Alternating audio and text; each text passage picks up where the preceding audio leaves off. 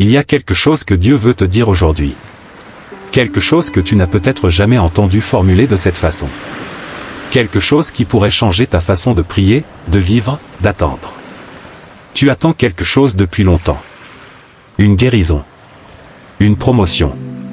Une relation. Un retournement de situation. Tu pries. Tu jeûnes. Tu crois. Et pourtant, rien ne semble bouger. Mais si je te disais que Dieu n'est pas en train d'ignorer ta prière? Et si je te disais que Dieu n'est pas en retard? Et si la réponse qu'il te prépare est tellement plus grande que ce que tu avais demandé, que tu ne la reconnaîtrais même pas si elle arrivait aujourd'hui? Dieu va te donner ce que tu n'attends pas. Pas ce que tu mérites. Pas ce que tu as planifié.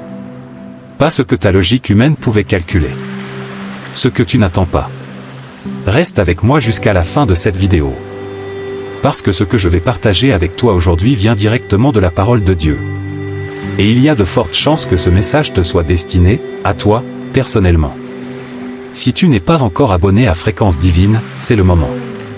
Clique sur le bouton d'abonnement et active la cloche pour ne rater aucun message de foi. Dieu parle, soyons à l'écoute. On va parler aujourd'hui d'un principe que la Bible enseigne mais que très peu de croyants prennent vraiment le temps de méditer. C'est le principe de la surprise divine. Dieu est un Dieu de surprise. Pas de petites surprises polies. De grandes surprises. Des surprises qui renversent des situations. Des surprises qui font pleurer de joie. Des surprises qui font dire « Je n'aurais jamais imaginé que c'était possible ». Pense à Abraham. Il avait presque 100 ans. Sa femme Sarah était stérile depuis des décennies. Humainement parlant, la fenêtre était fermée. Condamnée. Scellée. Et pourtant, Dieu a frappé à cette fenêtre fermée. Et il a dit, vous aurez un fils. Sarah a ri. Tu aurais ri aussi. Moi aussi, j'aurais probablement ri. Mais un an plus tard, Isaac est né. Isaac, dont le nom en hébreu signifie littéralement « il rit ». Dieu a transformé le rire du doute en rire de la joie. Ce que Sarah n'attendait plus, ce qu'Abraham avait probablement cessé d'espérer dans le secret de son cœur. Dieu l'a accompli. Et il peut faire la même chose pour toi. Pense maintenant à Joseph. Vendu par ses propres frères. Esclave en Égypte. Emprisonné injustement. Oublié par ceux qui l'avaient aidé.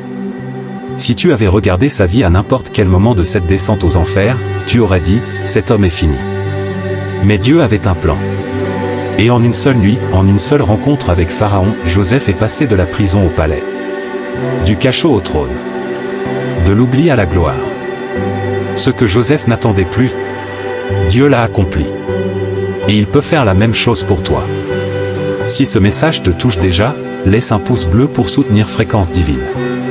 Chaque like aide cette chaîne à toucher plus de personnes qui ont besoin d'entendre cette parole. Maintenant, je veux être honnête avec toi. Il y a un piège dans lequel presque tous les croyants tombent à un moment ou un autre. Moi y compris. Et peut-être que tu y es en ce moment même. C'est le piège de définir à l'avance ce que Dieu doit faire. Tu vois, quand on prie, on a souvent dans la tête un scénario précis. On a une vision très claire de comment Dieu devrait répondre. Quel chemin il devrait emprunter. Quelle personne il devrait utiliser. Dans quel délai cela devrait se produire. Et quand Dieu ne suit pas notre scénario, on commence à douter. On commence à se demander s'il nous a entendus. On commence à se demander si on a assez de foi. On commence à se demander si on a fait quelque chose de mal. Mais voici ce que j'ai appris et ce que la parole de Dieu confirme, Dieu n'est pas obligé de suivre ton scénario pour accomplir ses promesses. Ésaïe 55 versets 8 et 9 dit ceci, « Car mes pensées ne sont pas vos pensées, et vos voix ne sont pas mes voix, dit l'Éternel. Autant les cieux sont élevés au-dessus de la terre, autant mes voix sont élevées au-dessus de vos voix, et mes pensées au-dessus de vos pensées. » Lis ça encore une fois. Autant les cieux sont élevés au-dessus de la terre. Ce n'est pas une légère différence. Ce n'est pas, mes pensées sont un peu plus grandes que les tiennes. C'est l'infiniment grand contre l'infiniment petit. Et pourtant, nous, avec nos cerveaux humains limités, nous essayons d'enfermer Dieu dans nos plans. Nous lui disons, Seigneur, voici comment tu dois faire. Nous lui donnons un calendrier. Nous lui indiquons les personnes à utiliser. Nous lui dessinons la carte du chemin. Et quand il ne suit pas la carte, nous pensons qu'il est absent. Mais il n'est pas absent. Il dessine une carte infiniment plus grande que la nôtre. Laisse-moi te poser une question directe. Y a-t-il quelque chose dans ta vie en ce moment dont tu t'es dit, ça, ce n'est plus possible? C'est trop tard. La fenêtre est fermée. Une relation que tu as jugée définitivement perdue? Une opportunité que tu crois avoir ratée pour toujours? Un rêve que tu as rangé dans le tiroir du c'était pour une autre vie? Une santé que tu as accepté de ne jamais retrouver? Je veux que tu gardes cette situation précise en tête pour la suite de cette vidéo. Parce que ce que Dieu veut te dire aujourd'hui, c'est exactement pour cette situation-là. Il y a 3 raisons pour lesquelles Dieu te donne souvent ce que tu n'attends pas. Et quand tu auras compris ces 3 raisons, ta façon d'attendre va changer. Pour toujours. Première raison, Dieu te donne ce que tu n'attends pas parce qu'il te protège de tes propres limitations. Voici un fait difficile à avaler. Parfois, ce que tu demandes à Dieu avec toute la foi du monde, n'est pas ce dont tu as réellement besoin. Pas parce que c'est mauvais en soi. Mais parce que tu ne vois pas ce que Dieu voit. Tu vois ta situation. Il voit ta destinée. Tu vois l'instant présent. Il voit les 10 prochaines années. Tu vois la personne devant toi. Il voit les intentions que tu ne peux pas lire. Tu vois l'opportunité qui s'offre à toi. Il voit la porte qui s'ouvrira dans 6 mois. Je veux te raconter quelque chose. Les Israélites dans le désert voulaient retourner en Égypte. Tu te souviens? Ils pleuraient pour les oignons d'Égypte. Pour les pots de viande d'Égypte. Pour la sécurité, même relative, de l'esclavage. Ils préféraient la servitude connue à la liberté inconnue. Et Dieu, dans sa miséricorde et sa fermeté, a dit « Non. Vous n'y retournez pas. » Pas parce qu'il était cruel. Mais parce qu'il avait une terre promise qu'il n'avait jamais vue. Une abondance qu'il n'avait jamais imaginée. Une identité de peuple libre qu'il n'avait jamais connue. Si Dieu leur avait donné ce qu'ils demandaient, ils seraient retournés en esclavage. Parfois, quand Dieu ne répond pas à ta prière exactement comme tu l'as formulée, c'est parce qu'il te protège de ta propre prison. Pense à une porte que Dieu a fermée dans ta vie. Une relation qui n'a pas fonctionné. Un travail que tu n'as pas obtenu. Un projet qui a échoué malgré tous tes efforts. Sur le moment, ça a fait mal. Peut-être que ça fait encore mal aujourd'hui. Mais regarde en arrière. Y a-t-il des situations où une porte fermée t'a protégé d'une erreur que tu n'as pas pu voir à temps? Si tu cherches bien, tu en trouveras au moins une. Et voilà la vérité que je veux que tu retiennes. Chaque nom de Dieu est un oui déguisé à quelque chose de plus grand. Romains 8 verset 28 dit, « Nous savons, du reste, que toute chose concourt au bien de ceux qui aiment Dieu, de ceux qui sont appelés selon son dessein. » Toutes choses. Pas seulement les belles choses. Pas seulement les prières exaucées. Toutes choses. Y compris les portes fermées. Y compris les silences de Dieu. Y compris les échecs et les déceptions. Toutes choses concourent à ton bien. Est-ce qu'il y a une porte fermée dans ta vie dont tu commences à comprendre le sens aujourd'hui? Écris-le dans les commentaires. Un seul mot suffit. Communauté Fréquence Divine, on prie ensemble. Deuxième raison, Dieu travaille toujours dans l'invisible avant d'agir dans le visible. Il y a une loi universelle que Dieu a inscrite dans la création elle-même. Avant la récolte, il y a la semence. Avant la fleur, il y a la racine. Avant l'aurore, il y a la nuit la plus noire. Et voici ce que beaucoup de croyants oublient. Le fait que tu ne vois rien ne signifie pas que Dieu ne fait rien. Une graine enfouie dans la terre ne montre aucun signe de vie pendant des jours, parfois des semaines. Si tu la déterres trop tôt pour vérifier si elle pousse, tu la tues. Mais si tu lui fais confiance. Si tu continues à arroser le sol même quand tu ne vois rien. Un matin, tu te réveilles, et il y a une pousse. La vie était là depuis le début. Tu ne la voyais pas. Mais elle était là. Jean chapitre 11 nous raconte l'histoire de Lazare. Lazare était mort depuis 4 jours. 4 jours dans le tombeau. Sa sœur Marie pleurait. Sa sœur Marthe pleurait. Tout le monde pleurait. Même les voisins disaient, c'est trop tard. Et quand Jésus est arrivé, Marthe, cette femme de foi, lui a dit, Seigneur, si tu avais été ici, mon frère ne serait pas mort. Traduction, tu es arrivé trop tard. Mais Jésus lui a répondu quelque chose d'extraordinaire. Il lui a dit, je suis la résurrection et la vie. Pas, je vais ressusciter ton frère. Mais, je suis la résurrection. Jésus ne fait pas que des miracles. Il est le miracle. Il ne donne pas la vie. Il est la vie. Et devant le tombeau de Lazare, 4 jours après la mort, Jésus a crié, « Lazare, sors !» Et Lazare est sorti. Pourquoi est-ce que je te raconte ça? Parce que peut-être que ta situation ressemble au tombeau de Lazare. Fermé. Scellé. Ça fait déjà 4 jours. Et les voix autour de toi disent, c'est trop tard. Mais Jésus n'a pas annulé le miracle parce que c'était trop tard. Au contraire. Il a attendu exprès. Jean 11 verset 4 dit clairement, cette maladie n'est point à la mort, elle est pour la gloire de Dieu. Il a laissé la situation empirer, pour que la gloire de Dieu soit plus grande. Ce que tu vis en ce moment, ce silence, cette attente, cette obscurité, ce n'est peut-être pas la fin de ton histoire. C'est peut-être la préparation de ton plus grand miracle. Partage cette vidéo avec quelqu'un qui traverse une période difficile en ce moment. Un ami. Un frère. Une sœur. Quelqu'un qui a besoin d'entendre que Dieu travaille même dans le silence. Troisième raison, et c'est la plus bouleversante, Dieu ne veut pas seulement répondre à ta prière. Il veut te donner infiniment plus que ce que tu oses imaginer. Éphésiens 3 verset 20. Mémorise ce verset. Accroche-le sur ton mur. Mets-le en fond d'écran sur ton téléphone. Or, à celui qui peut faire, par la puissance qui agit en nous, infiniment au-delà de tout ce que nous demandons ou pensons. Lis lentement. Infiniment au-delà de tout ce que nous demandons ou pensons. Pas légèrement au-delà. Pas un peu mieux que ce qu'on espérait. Infiniment au-delà de tout ce qu'on demande ou pense.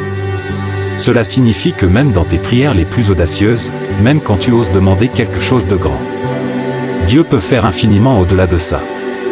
Essayons de comprendre l'ampleur de cette promesse avec un exemple.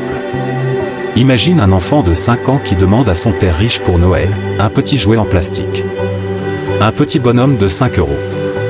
Son père, qui l'aime éperdument, qui a les moyens de lui donner bien plus, pourrait lui donner exactement ce qu'il a demandé. Ou bien, il pourrait lui donner le jouet qu'il a demandé et la chambre entière remplie de jouets qu'il n'a pas osé demander parce qu'il ne savait même pas qu'ils existaient. Qu'est-ce qu'un père aimant et généreux ferait?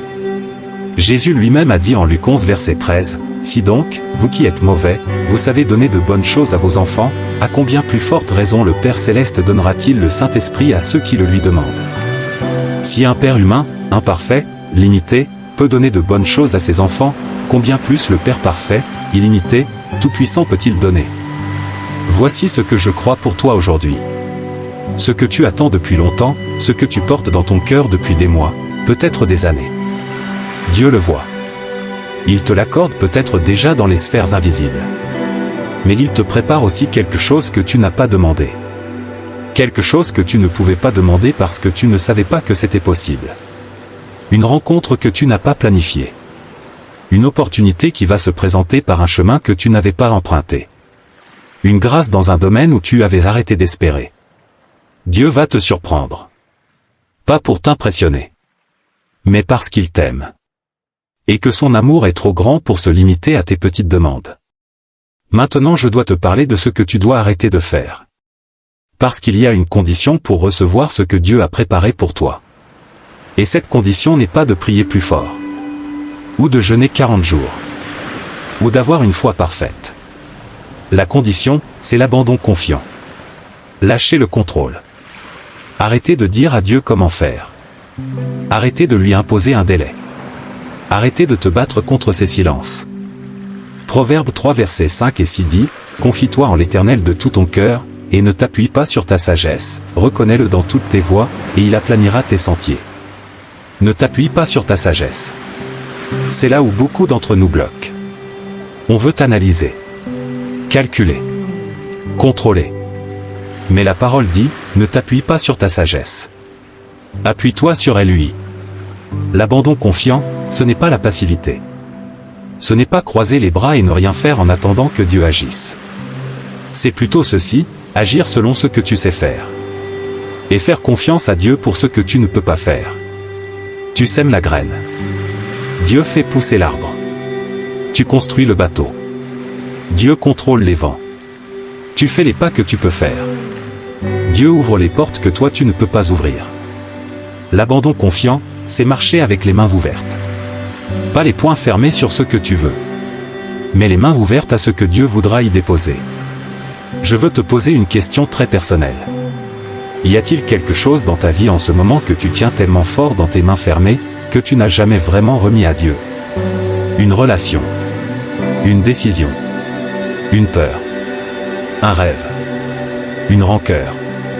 Quelque chose que tu gères, que tu contrôles, que tu refuses de lâcher parce que la seule idée de le lâcher te fait trop peur. Je ne te demande pas de l'abandonner pour toujours. Je te demande de l'ouvrir. D'ouvrir la main et de dire, Seigneur, je te fais confiance avec ça. C'est souvent dans ce moment d'ouverture que Dieu commence à agir. Si tu as pris une décision pendant cette vidéo, si tu as ouvert les mains sur quelque chose, écris je lui fais confiance dans les commentaires. C'est une déclaration de foi. Et Fréquence Divine prie avec toi. Je veux terminer cette vidéo avec quelque chose de particulier. Je veux te faire une déclaration de foi. Pas parce que je suis prophète, mais parce que je crois en la puissance de la parole de Dieu proclamée sur ta vie. Prononce ça avec moi. À voix haute si possible. Là où tu es. Je déclare que Dieu est à l'œuvre dans ma vie, même quand je ne le vois pas. Je déclare que mes situations difficiles ne sont pas des fins, mais des préparations. Je déclare que les portes fermées de ma vie ne sont pas des rejets, mais des protections. Je déclare que Dieu a pour moi des plans de paix et non de malheur, pour me donner un avenir et de l'espérance. Je déclare que ce que j'attends est en train d'être préparé, et que la réponse de Dieu surpassera tout ce que j'ai demandé ou imaginé. Je déclare que j'abandonne le contrôle entre les mains de celui qui sait tout, voit tout et peut tout.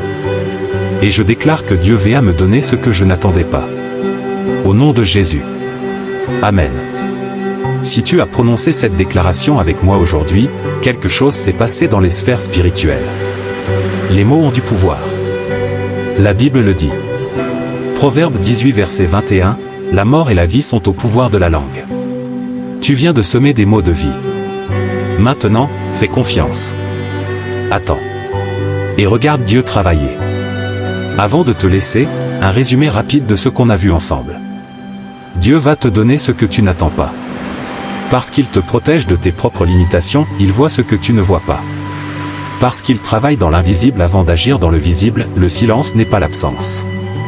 Et parce qu'il veut te donner infiniment plus que ce que tu oses demander ou imaginer. La condition ? L'abandon confiant. Les mains ouvertes. La foi en action. La vie chrétienne n'est pas une vie sans épreuves. Mais c'est une vie où les épreuves ont une fin. Et où la fin est toujours meilleure que le début. Job a tout perdu. Et Dieu lui a tout rendu, au double. Pas pareil. Au double. C'est le Dieu que nous servons. Un Dieu qui rembourse avec intérêt. Un Dieu qui restaure avec gloire. Un Dieu qui surprend avec amour. Si cette vidéo t'a apporté quelque chose, abonne-toi à Fréquence Divine maintenant et active toutes les notifications.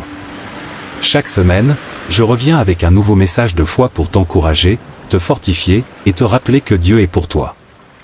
Laisse un commentaire en dessous, quelle est la phrase de cette vidéo qui t'a touché le plus?